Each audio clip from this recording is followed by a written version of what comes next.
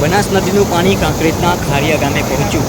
ઉપરવાસમાં ભારે વરસાદ પડતા દાંતીવાડા ડેમમાંથી પાણી છોડવામાં આવ્યું હતું। ગામ લોકો દ્વારા પાણીના વધામણા કરાયા છે। બનાસ નદીએ 2017માં ખારિયા ગામમાં તબાહી સર્જી હતી। એક જ પરિવારના 17 લોકો ભોગ બન્યા હતા। ત્યારે ફરી એકવાર 2017માં આવેલા વિનાશક પૂરમાં ખારિયા ગામમાં તારાજીના દ્રશ્યો સર્જાયા હતા। આજે 5 વર્ષ બાદ બનાસ નદીમાં ફરી પાણી આવતા વાજતે ગાજતે વધામણા કરાયા હતા। થરા પોલીસ સતત ખડે પગે રહી લોકોને પાણીથી દૂર રહેવા અપીલ કરી રહી છે અને સતત ખડે પગે રહી પોલીસનો ચોકતો બંદોબસ્ત નદીના કિનારે રહેશે, કારણ કે ત્યાં જે 2017માં તારાજી સર્જાઈ હતી એવા દ્રશ્યો ફરી ના ઊભા થાય। કારણ કે હાલમાં બનાસ નદી બંને કાંઠે આવી છે અને આ બનાસ નદીના નીર હાલમાં ખારિયા ડીપમાં પહોંચ્યા છે। ત્યારે આજુબાજુના તમામ લોકો નદીમાં આવેલા નવા નીરને જોવા માટે ઉમટી પડ્યા છે। ત્યારે હાલના જે દ્રશ્યો સામે આવી રહ્યા છે, આપ જોઈ રહ્યા છો બનાસ નદીના નીર ખારિયા ગામે પહોંચ્યા છે। પોલીસની ચાંપતી નજર રહેશે, કારણ કે કોઈ અનિચ્છનીય બનાવ ના બને તેના માટે પોલીસ સતત ખડે પગે રહી છે અને રહેશે।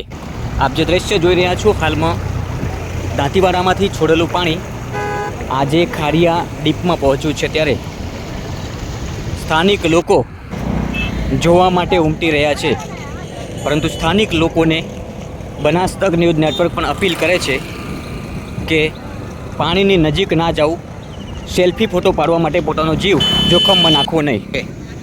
ઉપરવાસમાં ભારે વરસાદના કારણે દાંતીવાડા ડેમમાં નવા નીર આવ્યા, એ બદલ અમને ખૂબ ખુશી થઈ। અને અમારા ગામમાં ખારિયામાં પાણીના નવા નીર આવ્યા। અમે નાઇટમાં રાતે ઢોલ નગારા ડીજે બેન્ડ સાથે પાણીના ગાજવીજ સાથે વધામણા કર્યા। અમને ખૂબ ખુશીનો માહોલ જો અત્યારે અમારા ગામમાં છે કે 2017 પછી આજ પાણી જ આવ્યું છે। અને 2017માં જ્યારે પાણી આવ્યું તો ખૂબ જ મતલબ મોટા પાયે તારાજી સર્જી હતી, પણ એ મળ્યું અત્યારે કશું નથી। અત્યારે ગામમાં બહુ મસ્ત રીતે એવું કે સારું છે અત્યારે કે ના પાણી આવ્યું છે, તો એના માટે બધા આખા ગામને આજુબાજુ ગામને વસ્તીઓને મતલબ ઘણો બધો ખુશીનો માહોલ છે। અત્યારે લોકોના ટોળા ઉમટી રહ્યા છે મતલબ જોવા માટે। ઉપરવાસમાં વરસાદ હોવાથી દાંતીવાડા ડેમનું પાણી જે આવી રહ્યું છે, ખારિયા, ભદ્રેવાડી, સિયા, સુદ્રોસણ આ ગામને ઘણો ફાયદો છે। અને ઘણું આ ધીમી ગતિમાં જે પાણી આવે છે એનાથી ખેડૂતોને પણ નુકસાન નહીં થાય અને ઘણો ખેડૂતો બોરના અંદર રિચાર્જ પણ થશે।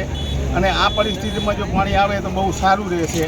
અને ઉપરમાં હાલે પરિસ્થિતિ એવી છે કે ખેડૂત મિત્રોને કે બનાસ નદીમાં ના જવા સૂચના આપવામાં આવે છે વારંવાર, અને આપણે કોઈ ખેડૂતોને જવું પણ નહીં બનાસ નદીના અંદર, બહુ સાવચેતી રાખવી, કેમ બધું સાવચેતીથી પગલાં રહી રહ્યું છે।